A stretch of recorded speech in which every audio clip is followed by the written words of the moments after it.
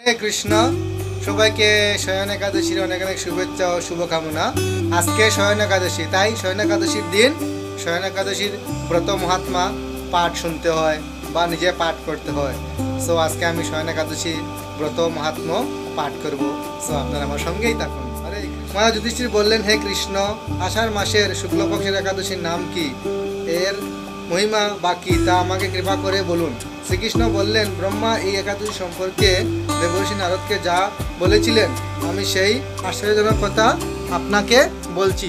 শ্রী ব্রহ্মা বললেন, হে নারদ, এই সংসারে একাদশীর মতো পবিত্র আর কোনো ব্রত নেই। সকল পাপ বিনাশের জন্য এই বিষ্ণু ব্রত পালন করা একান্ত আবশ্যক। যে ব্যক্তি এই প্রকার ব্রত পবিত্র পাপনাশক এবং সকল অভিষ্ট প্রদাতা একাদশী ব্রত না করে তাকে নরকগামী হতে হয়। আষাঢ়ের শুক্লপক্ষের একাদশী শয়ন নামে বিখ্যাত।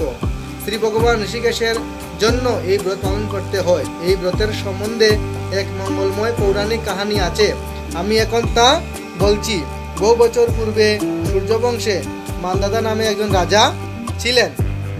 তিনি ছিলেন সত্যপ্রতিজ্ঞ এবং প্রতাপশালী চক্রবর্তী রাজা। প্রজাদেরকে তিনি নিজের সন্তানের মতো প্রতিপালন করতেন।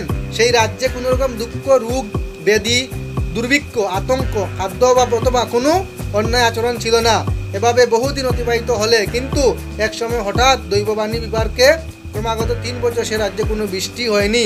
দুর্ভিক্ষের ফলে সেখানে দেবতাদের উদ্দেশ্যে দান মন্ত্রের সাহা, শ্রদ্ধা ইত্যাদি শব্দ বন্ধ হয়ে গেল।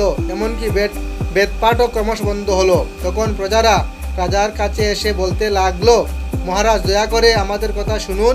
শাস্ত্রে জলকে নার বলা হয়, আর সেই জলে ভগবান অয়ন অর্থাৎ নিবাস, তাই ভগবানের এক নাম নারায়ণ। মেঘরূপে ভগবান বিষ্ণু সর্বত্র পরিবেশন করেন। সেই বৃষ্টি থেকে অন্ন এবং অন্ন খেয়ে প্রজাগণ জীবন ধারণ করেন। এখন সেই অন্নের অভাবে প্রজারা ক্ষয়প্রাপ্ত হচ্ছে। এতএব হে মহারাজ, আপনি এমন কোনো উপায় অবলম্বন করুন যাতে আপনার রাজ্যের শান্তি এবং কল্যাণ সাধন হয়। রাজা মান্দাতা বললেন, তোমরা ঠিকই বলেছ, অন্য থেকে প্রজার উদ্ভব, অন্য থেকেই প্রজার পালন, তাই অন্যের অভাবে প্রজারা বিনষ্ট হয়, আবার রাজার দোষেও রাজ্য নষ্ট হয়। আমি নিজের বুদ্ধিতে আমার নিজের কোনো দোষ খুঁজে পাচ্ছি না, তবুও প্রজাদের কল্যাণের জন্য আমি অপ্রাণ চেষ্টা করব। তারপর রাজা ব্রহ্মাকে প্রণাম করে সৈন্যসহ বনে গমন করলেন। সেখানে প্রধান ঋষিদের আশ্রমে ভ্রমণ করলেন। একদিন তিনি ব্রহ্মার পুত্র মহাতেজস্বী অঙ্গিরা ঋষির সাক্ষাৎ লাভ করলেন। তাকে দর্শন মাত্রই রাজা মহানন্দে ঋষির চরণ বন্দনা করলেন। মুনিবর তাকে আশীর্বাদ ও কুশল প্রশ্ন জিজ্ঞাসা করলেন। রাজা তখন তার বনে আগমন করার সবিস্তারে ঋষির কথা কাছে জানলেন।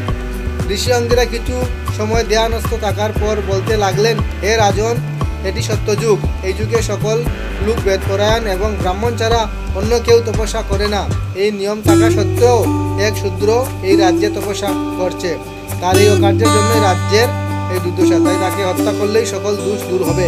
রাজা বললেন, হে মুনিবর, তপস্যাকারী নিরপরাধ ব্যক্তিকে আমি কিভাবে বধ করবো? আমার পক্ষে সহজ সাধ্য অন্য কোনো উপায় থাকলে আপনি তা দয়া করে আমাকে বলুন।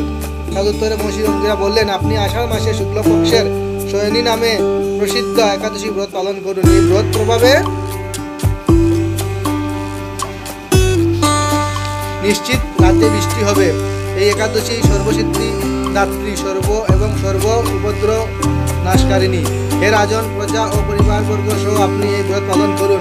মুনিবরের কথা শুনে রাজা নিজের প্রাসাদে ফিরে এলেন। আষাঢ় মাস উপস্থিত হলে রাজ্যের সকল প্রজা রাজার সাথে এই একাদশী ব্রতের অনুষ্ঠান করলেন। ব্রত প্রভাবে প্রচুর বৃষ্টিপাত হলো। কিছুকালের মধ্যে অভাব দূর হলো। এভাবে ঋষিকেশের কৃপায় প্রজাগণ সুখী হলেন। এ কারণে সুখ ও মুক্তি প্রদানকারী উত্তম ব্রত পালন করা সকলেরই অবশ্য কর্তব্য। ভবিষ্যৎ পুরাণে যুধিষ্ঠির, শ্রীকৃষ্ণ তথা নারদ ব্রহ্মা সংবাদের রূপে একাদশীর মহিমা বর্ণনা করা হয়েছে। আপনারা একাদশী রাখুন, একাদশী ব্রত মহিমা পাঠ শুনুন এবং আপনাদের মঙ্গল। হরে কৃষ্ণ, হরি বল।